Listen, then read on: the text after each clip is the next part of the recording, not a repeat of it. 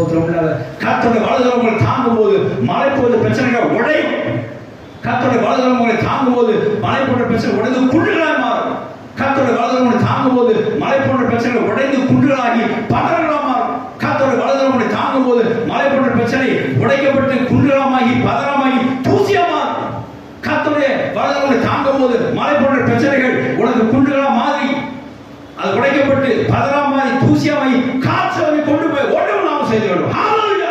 கர்த்தருடைய கரத்தை செய்யும். பயப்படாதே, தேவன் நம்மோடு இருக்கிறார். ஹalleluya.